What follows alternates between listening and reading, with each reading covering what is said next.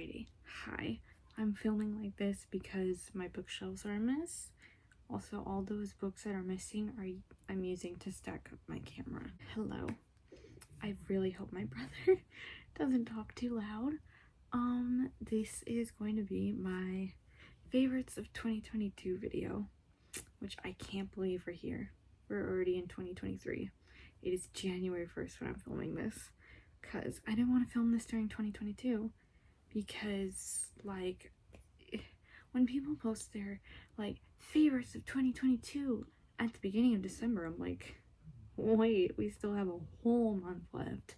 Like, we still have a whole month left, guys. Let's slow down. So, let's get started. This is number 12 on the list, so yes, I am going 12 to 1. The Awakening / the first 4 Zodiac Academy series books, because these were just so much fun, and I loved them so much. They definitely helped me get through last year, because, like, I was so slumpy, but I managed to get through 5 out of all the books, so that was very nice. Of course, these aren't, like, the best written urban fantasy books there are, but they're fun. They're just fun, and I love them. And yeah, I've made a whole reading vlog about this one. Okay, next is Territory of Light. This one I read at the very beginning of last year, so in January, I think. This was one that I found in Japantown, and I just randomly picked it up because I was kind of in the mood to just pick something up that I didn't know about, I didn't know of prior, and I really enjoyed this. It's literary fiction. It was written, I think, in the 70s. Let me see. So it was published in 12 parts from 1978 to 1979. So each chapter marking a month in real time, like what the character is going through, because the main character, I just realized, I don't know if she's named. Well, it's been so long that I can't remember if she has one, but her husband leaves her, and so it's basically her life after the fact, and, like, moving on from that, and kind of her at the end of the year, like, after it's been a year, kind of looking back on, like, herself a year ago, and, like, how different it was. And I just loved the writing style, and I just loved this story too. It was just so good, and I very much recommend this one. I apologize if the camera angle has changed. Also, we've been joined by Whisper. We're now down to the top 10, and at 10 is XOXO by Axio. This one is this really cute contemporary about Jenny, who meets a boy in Los Angeles. They spend the night together. He has to go back to South Korea the next day, and so she's like, I guess I'll just never see you again. But then a couple months later, she and her mother move to South Korea to take care of her grandmother, and so she starts attending this new elite arts academy. And there's the boy. Turns out he's a very famous K-pop star. It's just this really cute story between the two of them. Yeah, look how pretty this cover is, by the way. This is such a gorgeous cover. Axio just gets such pretty book covers for her books. Next up, number 9 is Love on the Brain by Ali Hazelwood. I loved this. It was definitely weird to go from a third-person perspective to a first-person perspective, which is the love hypothesis, if I can say it, is third person. This is first. But I loved B, and I loved Levi, and although there was so much miscommunication once they finally started communicating, it was so good. Plus, it's like hate to love. It is explained, but it's explained, like, really far into the book, I will say. It features, now usually I don't like this trope, but Ali Hazelwood actually did it good, which is, I don't want to spoil it, so I won't say it, but she did do the trope a way that I liked it, and I usually hate this trope. This was really cute, and I really enjoyed it. I really enjoyed B's friendship with her online friend through her Twitter that she had. No second book syndrome here, for at least for me, from Allie Hazelwood. I'm trying to get her to sit down. She doesn't want to listen to me. 8 is Kim Jeong, born 1982. This is a short book, another short book, and it was just so good. I can't believe this is the only book of Cho Namjoon's that is translated. Like, that's a crime. That's a crime against humanity, because this was so good. It's about basically kind of like what women in South Korea, what a lot of their lives are like. Not all of them, of course, but what a lot of them are like. And it was written so well. I literally read this in like a sitting. It was that good. I could not put it down. This is one of those books that I would recommend like everybody read, just because 1, it's so good, 2, it's translated fiction, which I've been getting myself into of course last year, but also I want to get into it more this year, and so I really hope more of this author's books are translated, because like I said, it is a crime that like more of them aren't. I wish I could read everything she has written, and yet I can't. I still think about this a year later. I read this last year. In fact, I read this a year ago today. I still think about it. I'm still thinking about it. It is still one that I'm like, I want to reread that again one day. I keep losing count. But the next book, number 7, right? 6, 5, 4, 3, 2, 1. Like I said, I keep losing count. Number 7 is The Girl Who Fell Beneath the Sea by Axio. I am so glad I have the Fairyloot edition of this, because it is just so pretty. It is stunning, and the story, oh my god, I forgot that was under there. The story is just absolutely stunning. Also, this really reminded me of like a Studio Ghibli movie. It was just so beautiful, and Axio just knows how to write such like beautiful, sweet romances for like young adults, which I very much appreciate. I really love her writing style. I really wanted to read this book, but I especially wanted an edition with a cover like this, which of course the Fairyloot edition is different from the normal one. So to have gotten it in Fairyloot box though, that was a gem, and so I read this edition. And again, I was just like, she has such a writing style that like you just can't put her books down, and I love that about her books, because I kind of love books that I can just like, I'm so hooked I don't ever want to put it down, and this was one of them. And I still think about it, and it was just so beautiful, and I could just imagine everything so clearly in my head. Number 6. You guys really didn't think I was going to let this not get on the list, right? The Mark for Those Unbound by Alex Clifford. Look at how many, oh my god, look at how many tabs I have in here. And I use these pretty new ones that I have. Let me see. Where's a good quote to show you? Okay, here we go. He wanted Ian and Puddles, Sarah and William. He wanted to go home, but look how pretty that tab is. I adored this book. It's a book about healing. It's a book about recovering from trauma. And although recovery is not a straight path and a straight line, you know, but you're gonna have setbacks. You're gonna have, it's gonna be hard, you know. It's a journey, and it's a long journey. It's not something you can just like take 3 months and you're good. Like, no, this is gonna be a lifetime. But seeing Sin go through this journey, going through it with him, oh, I just love Sin so much. Actual cinnamon roll. I can't get over how much I love him in this world and these characters.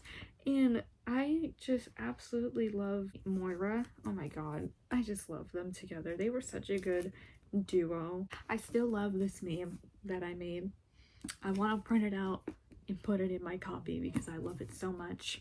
I can't wait for the next book in the series, but at the same time, I know Alex is going to take a little bit to write them, which is fine, don't worry. It just gives me more time to like reread these and spend more time in this world by rereading these. Of course, trigger warnings for this are, I think, available in my review, but also on Alex's website, which my review will be linked down below. We're down to the top 5 now. I'm so excited to talk about these ones. These ones, they were the best of the best. Okay, first off, in number 5, plus the whole series, is Fruits Basket. Oh, I love this manga series. I adore it so much.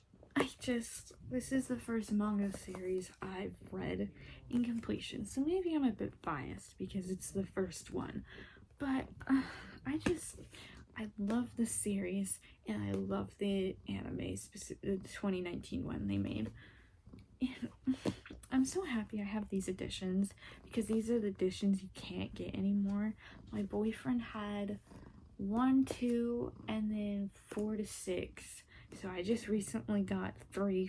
I found it on Pango Books and I got it for myself for Christmas, which I'm so thrilled about because now I have the first 6. I have the Kyo cover now. I love Toru and I love Kyo and I love Yuki and Hatsuharu and Shigure. I just love them all so much. The series is so funny and so emotional, and the characters, like, at first it seems like, oh, this cute little series, and then it just gets more complex as it goes, and I can't get enough of it. Like, I'm kind of thinking about rereading the series again because I just loved it so much. Unfortunately, I don't own all of them, which sucks, but I want to own, not these editions, the new ones, but I want to own all of them. As you can see, I would tab, like, favorite or funny scenes to me. I just love the little trio that Toru, Yuki, and Kyo made. It was just so cute. It was just so cute. Ignore Buddha. He thinks he's lost. He's not lost. But if you don't know Fruits Basket, Toru is homeless and an orphan, and so she's living in a tent on what she does not realize is the Soma residence, or like one of. And so she is found after her tent gets buried under an avalanche or something, like a mini avalanche. And so the Shigure, Yuki, and eventually Kyo offer, you can live in our house if you help out with making food and stuff. And so she does, and she very quickly discovers that they can turn into animals if she hugs them, because it's only when the opposite sex hugs them. I just love this series to bits. Like I said, I can't gush enough about it. I just can't gush enough about it. Of course, number 4, Terms and Conditions by Lauren Asher. I tried reading the fine print and I didn't like it, and I've tried reading it again and I'm not sure how to feel about it. I tried reading Terms and Conditions after my first try of the fine print, and I was like, I don't know, I don't think I want to read this author anymore, so I put it down. And originally I wasn't gonna pick it back up. I can't believe I almost didn't pick it back up. But then one day I was at Barnes & Noble with my boyfriend, and they had Terms and Conditions. I was like, okay, I think I'm gonna try it. And then I did, and oh my god, it is so good. This is one, like, if you can't get into the fine print, skip it and just go to Terms and Conditions, because this one is so much better. Iris and Declan are so fucking cute in this, and I just love how well they work together, like in workplace environment and like outside of that too. They just worked so well together. The ending, I actually quite loved the ending, not the epilogues, but like the ending, because it was such a Like, you rarely see male characters actually own up to mistakes in what they've done and, like, promise, like, and actually go through with their promise that they will be better, that they are learning to be better, and they want to be a better person. And they actually do that. You rarely see that. And I just, oh, I love it so much. It's a long one. Let me see. So the epilogue, without the extended one, makes it 460 pages. The extended one makes it 466. It's a very long romance, I will say. You can kind of just tell. But honestly, it was so worth it. It was so worth it. I will say the only part that bored me was when the third act breakup was happening, which, that's the only part I would take out, is just not actually what caused the third act breakup, but just that part. It was just so boring to me, which is so funny. But I just can't get over how much I love these two together, and I can't believe I wasn't gonna give this another chance. Like, what is wrong with me? How could I not? And look, I kind of match it, only in the sense of we're both green. Okay, next is The Love Hypothesis by Ali Hazelwood. Look how much I tapped this. I can't get over how much I love this book. Like, I don't ship Reylo in actuality, like in the actual Star Wars universe. I don't ship them together. I don't like them together in Star Wars, but to be fair, in the movies, they're not written well at all. They are written so badly that I don't think I could ever get behind them being together, just because of how they were written in those movies. In this, oh my god, I would die for them. Are you kidding me? I read this twice. I read this twice this year. It's the only book I reread twice. I reread no other book out of all of these ones, just this one. Which I know, it's number 3. Shocking, I know. Everything was resolved so well for me. Everything, just the third act breakup, parts of the plot that I don't want to give away, but I do have a review, I think.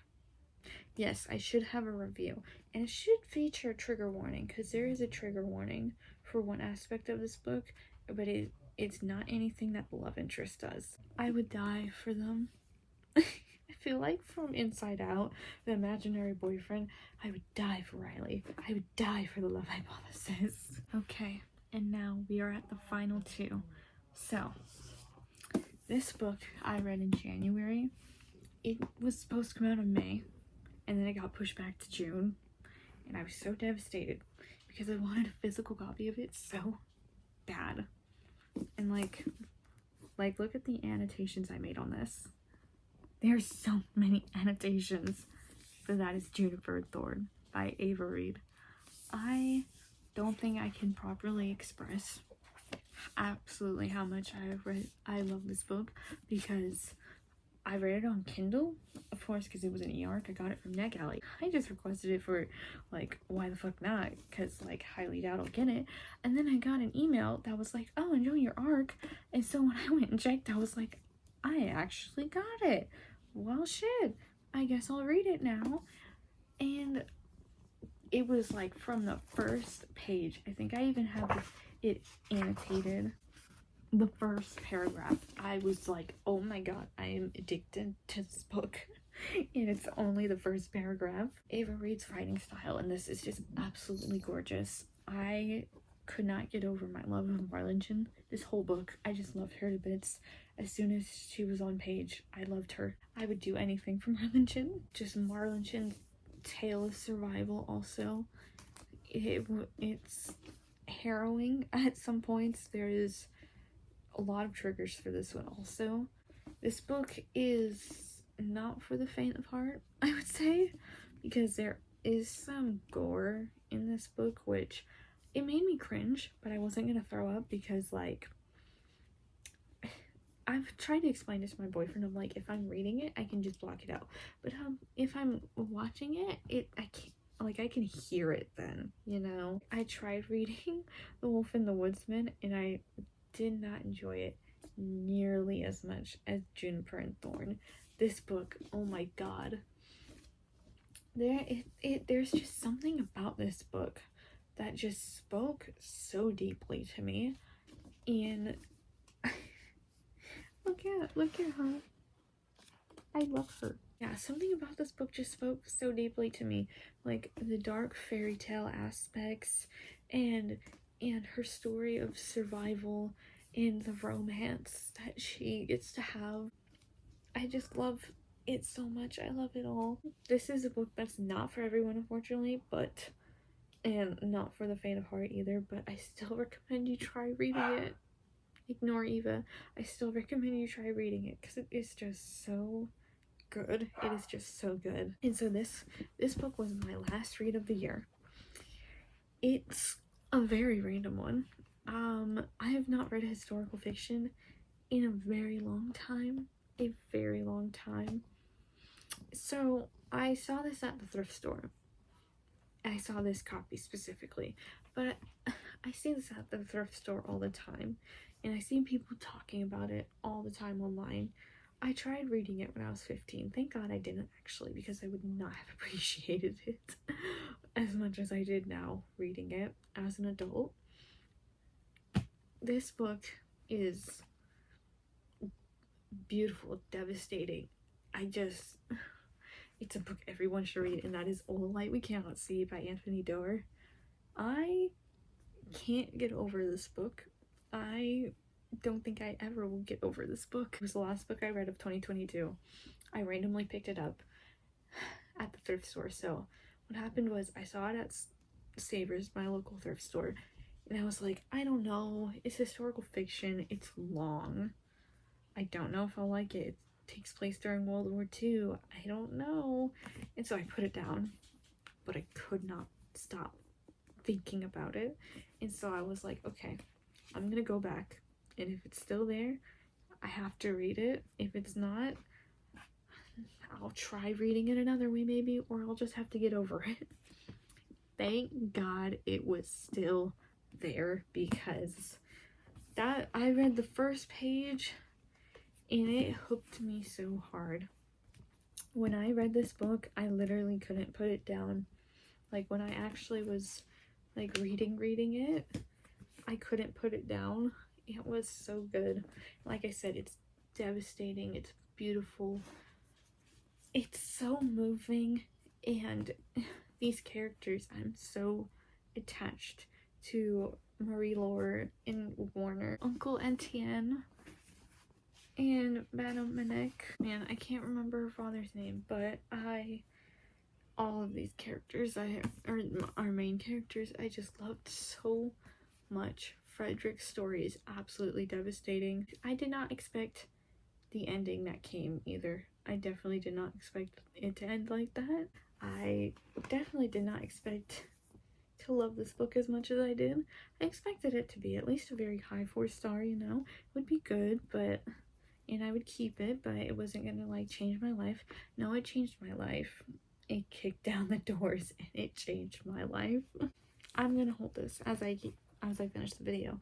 Those were my top 12 books of 2022. I hope you enjoyed. Here's to 2023 and what it will bring. I'm not going to be making a disappointing reads of 2022. I've just decided not. I don't want to, because it's just gonna be 20 minutes of me bitching about Punk 57 again and House of Sky and Breath, and I just don't feel like doing that. I just don't, and I don't want to listen to myself while I'm editing. A reading vlog will be coming soon because I am currently rereading Eye of the World, because I am going to finish the series this year. I'm going to. It's happening. Thank you for watching. I will see you in my next video. Goodbye.